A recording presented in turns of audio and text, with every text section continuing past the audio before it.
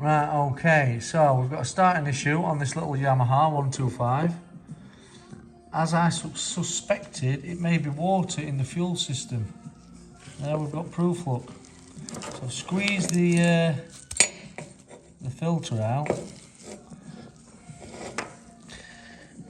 You see how that water molecule, water globule, is staying on its own and not blending in with the rest of the fuel. This whole fuel spreads out really thin and then it'll evaporate. But the water itself is just staying.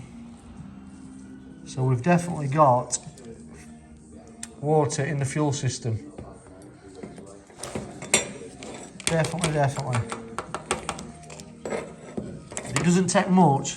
It's surprising how much hassle that little bit there contains. Now, there will be more in the entire system, but that little tiny bit there could get it sat in your injector and just dance around for ages, causing the fuel to have to go around it, causing stuttering issues, running issues and all sorts.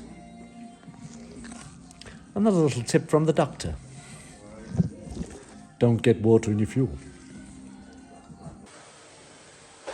So unfortunately I was trying to overhaul the fuel pump like I've done on previous models, on bikes, and the water ingress has probably made this demise a lot earlier than it should have done. It's not working, it's having one pulse and then not spinning the rest, so that pump's not doing its job. The water is not necessarily from a jerry can or getting water through the tank cap, etc.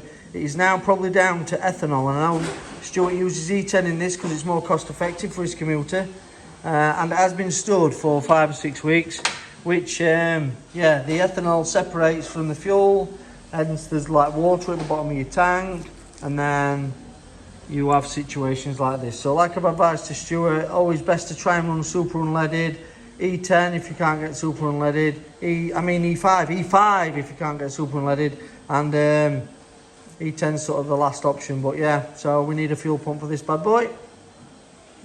The saga continues.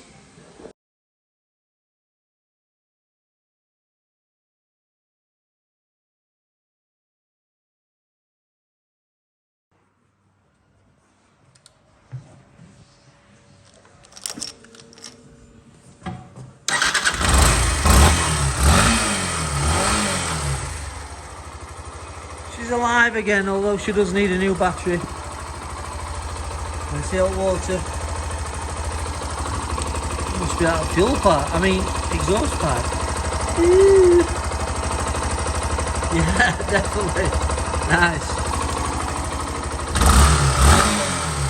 Anyway, there we go. So once the new battery arrives, she's all sorted.